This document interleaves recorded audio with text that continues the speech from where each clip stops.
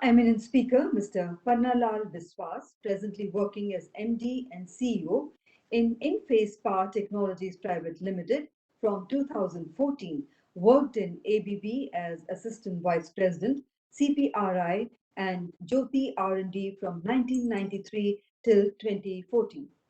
BTech Electrical and Electronics, NIT Trichy, 1991, MTech Power Electronics from IIT Kanpur, 1993.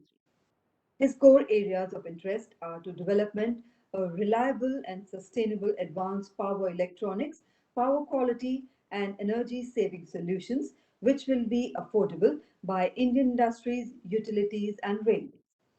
Entire range of products will be 100% indigenously developed, engineered and serviced by Indian engineers and want to take InPhase as one of the most and reliable preferred supplier for quality power solutions. All advanced power electronic solutions are designed to meet two extreme conditions. One is wide network supply variation and other one is extreme climatic changes throughout the year. Authors has published several technical papers in national and international levels. A very warm welcome to you, sir. I am going to speak on a topic called power quality issues in the sector of railways. When I mean railways, or it can be a dedicated freight corridor or metros, both in RSS as well as ASS. The core team which InPhase is formed, myself, Panna Lal Biswas, I am the MD and CEO. Along with my R&D team is Mr. Natesh Maibel, and then Danisher, who is taking care for the engineering head, and Mr. Kamalaganan for the head of operation. About InPhase, we are in the field of basically power quality and power conversion, and close to, among all the employees, we are having close to about 95 years in the field of power quality and power conversion, and we are the first to install in 3-level technology active filter in India. Until now, we have supplied more than 3 lakhs ampere all over the world, and we have also been approved by DSIR, and also we made a lot of IPs and patents also in the process. We started the journey in the year of 2014, and slowly we moved from 10,000 ampere, then 30,000 ampere, and till date we have crossed almost 3 lakhs ampere all over the world. Now, power quality issues is one thing which we have been talking, in any energy sector, whether it's a industry, whether it's a utility building, or it talks about the transportation.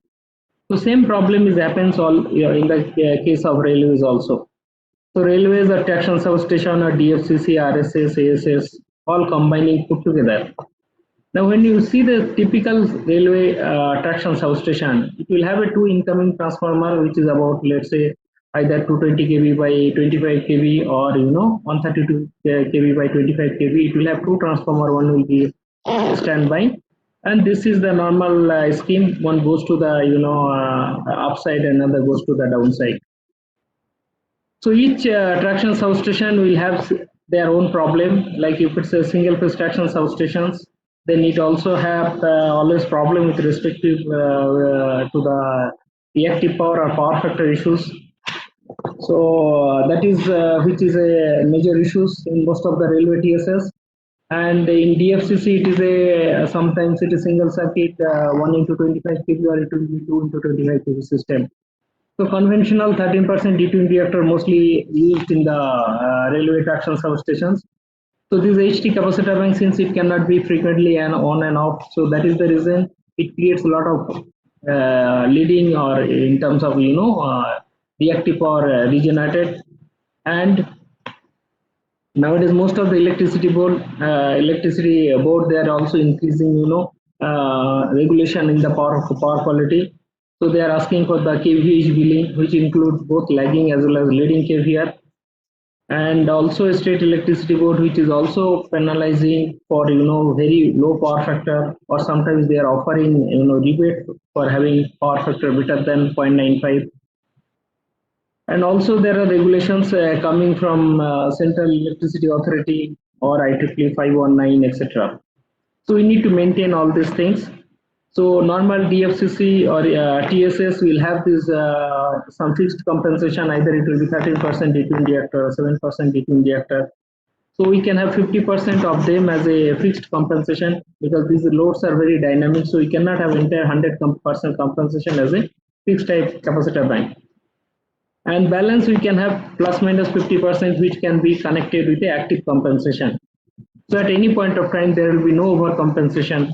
So 50% will be always active, passive, which will give constant KVR, and balance 50% can be dynamic, which can go from minus 100% inductive to plus 100% capacitive. So that way the solution is becoming more economical. Now coming to this metro, we will have a receiving end substation. It can be from 66 to 220 kV, and there will be 4 transformers in each RSS. 2 will be for the 33 kV for auxiliary power supply, and 2 of them will be for rolling stock 27.5 kV. So after some certain distance, maybe 20 kilometers or 15 kilometers, depending on the cable size and etc. Then next RSS again gets connected, and that again fits for the remaining ASS. So if you see the kilowatt or kVA or kVA variation, so we find that the metro station, most of the RSS they are going through under severe leading kVA. This happens when the metros are off. In fact, it is in the maybe night 10 o'clock to morning 6 o'clock or 5 o'clock. That time we will find that this kVR, which is red color, that is going maximum leading. So it may go to 3000 to 5000 kVR leading when the kilowatt is minimum, and when the kilowatt is maximum, that time we have maybe 1000 1500 kVR leading. So this is a typical problem in most of the RSS and ASS in metro stations. And also we find that there is a huge amount of harmonics also generated, because most of the electronics or escalator or whatever AC, fan, etc., whatever is there, so that also produces nowadays a lot of power electronics devices is used for regulating those power, and that also causes huge amount of harmonics, so that harmonics also goes up. So problem introduced in the metro network, that is most of the railways are receiving RSS from a maximum leading KVR, as I said earlier, and this major RSS leading reactive power due to the 33 kV cable, which is connecting from the RSS till the last auxiliary ASS. So based on the number of substations and type of cable, this KVR keeps changing depending on the length of the RSS that is fitting in terms of kilometer. And during the day operation, we found that auxiliary loads will be maximum in terms of kilowatt, but reactive power also will be minimum. And 33 kV generated, the 33 kV cable is producing the reactive power that is in capacitive in nature. So you need to have a compensation for that. But the effect will be quite significant during the night time, as I said, because there is no load in the metro. So only 33 kV cable will be charged, and that time the leading KVR will be the maximum. Hence, this type of application, conventional capacitor-based technology cannot be used, because capacitor can generate only capacitive power, but it cannot generate inductive power. So we need a compensation, especially for the metro kind of application, where we need to have the compensator which can work both on inductive as well as capacitive, and also it can do the harmonic compensation. So there are two stages we can go. First stage, we can install the compensator at the ASS level, and then whatever left out is there, in order to meet the harmonics compensation, also we can cater at the individual ASS level, and whatever balance reactive power compensation is required, that can be also connected at the RSS level. So thereby what will happen, we can compensate entire 3000 to 5000 kVR leading KVR, which is caused due to this 33 kV cable. At the same time, whatever ASS is producing harmonics, those things, everything can be catered in a systematic way, stage wise. First we can cater for the ASS, and then you can do it in the RSS, or you can split the total compensation into two stages. So this is like one of the ASS where we can put the CT feedback from both the transformer. Normally what will happen, two transformer will be there, but one of them will be hot standby. But we take the summation CT and we give it to the active filter or the active compensator, which first clean the harmonics, and also it can do the base compensation required for the 33 kV cable. for each ASS. So similarly, in the RSS level, the left out whatever the total compensation is there, because their incoming transformer will be at 220 or 132 kV, whatever nearby feeding stations are there. And then we can have a step down transformer of 33 kV to low voltage, and we can connect the required desired kVr of compensator, and that can mitigate the control of power factor and harmonics at the main RSS. So three major problem as we see in the railway as well as metro. The common problem is basically the reactive power. In case of traction load, it is a lagging reactive power. In case of metro, we have found that this is a leading kVr problem, but both are affecting the power factor. Another is the harmonics, and third is the unbalance. These are the major three power quality issues which catering 80% of the power quality problem in the railway sector. So there are two types of compensator, as one is the passive compensation, which is a conventional fixed type capacitor bank with D20 reactor, and another is the active compensation, which is basically without any passive solution. So it is basically IGBT based voltage source converter. And combination of these two is called hybrid, basically active and passive. Nowadays, utility regulation is also changing. Most of the states are going from kWh to kVh billing. So earlier we used to pay kWh into unit charges, but now they have to pay now kVh into unit charges. And same is true for the railways also. So when you calculate the kVh, that means it includes the inductive power as well as capacitive power both. So whether it's a Railway-TSS or whether it's a Metro-RSS, either way it is penalized. One is for lagging, another is for leading. So if you see the active power, this is the active power which is we are responsible to pay for it, because this is for the work done. And this is the reactive power which is caused due to the motor operation or any kind of inductive load is there. So resultant power is basically the apparent power which is to be calculated. But nowadays what is happening, harmonics is also included into the system, and thereby the new resultant apparent power which is appearing, which is quite larger as compared to the conventional apparent power or fundamental apparent power. So thereby what is happening, electricity bill also tariff is increasing due to the includes of harmonics into the billing. So railway, metro, DFCC, everything needs basically the active compensation.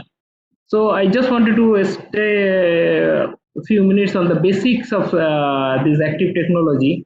So in 4 years of engineering, we learned only three components. One is resistor, one is inductor, another is capacitor. In resistor, voltage and current is in phase, so there is no problem in unity power factor. But in case of inductor, the current lags by 90 degree. So thereby it is basically bringing down the power factor. But next one is capacitor, which is just opposite of inductor. That means if we rotate the inductive current by 180 degrees, it's becoming capacitive current. So using this concept, if you have a water tank left side, let's say this is a 415-meter height, and you have another water tank with a 2 mm height, 200 mm height. So what will happen if you open the tap, then there will be a flow. So same thing will happen in the electrical circuit also. If you have a 415 volt supply is there on the left side and 200 volt supply on the right side, if you open a choke and then you connect a reactor, then this current is inductive. Now for the timing, you forget how we are doing this right side one. This is, let's say, variable water tank or variable voltage source. So what will happen? The direction of the flow will get reversed. So if my earlier flow is on the inductive current, then this will become a capacitive current. Now coming to example of any load, it can be connected with a step down transformer to meet the desired voltage requirement of the load. So normally we connect a transformer, let's say it is a 132 kV by 33 kV.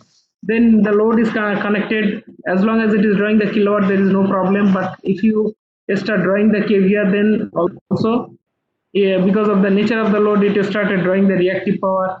And if there is unbalance, then it also started drawing the negative sequence component. So all this is coming from the source to the load. But next one is very important. If you see harmonics, it produces by the load and it goes to the source. So if it's a metallic can of a transformer, we cannot see from outside that what is going on inside. So when you do the power quality analysis, then we found this transformer not only loaded with active power, but it is with active power, reactive power, unbalanced harmonics, everything. So when you do this active compensator, connect them and we take the CT feedback from the transformer output, then you select for power factor, it kills for the entire inductive power or capacitive power either way, because it can generate both. So then if you see that there is unbalance is there, it can compensate for the unbalance.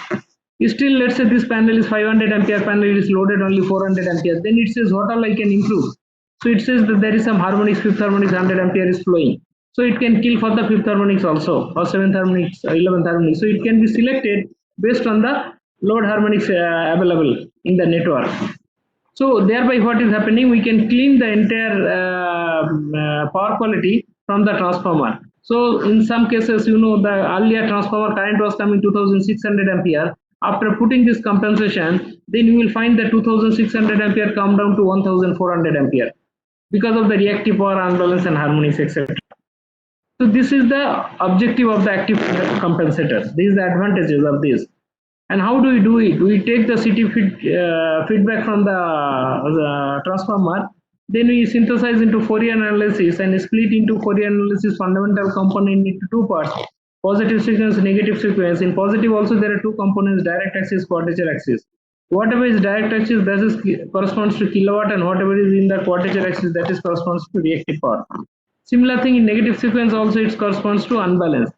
All these things we are doing for every order of frequency, and thereby you are calculating how much is the unbalanced load, how much is the harmonics requirement, how much is the reactive power requirement. So thereby we are able to clean each and every component or each and every pollution existing in the power network. So active filter, as I said, that it can do multiple functions. It can go 0 to 100% capacity power, it can give 0 to 100% inductive power, it can give harmonics, unbalance, etc. So when I talk about 500 ampere, means it can give 0 to 500 ampere capacitive current, 0 to 500 inductive current, harmonics, unbalance.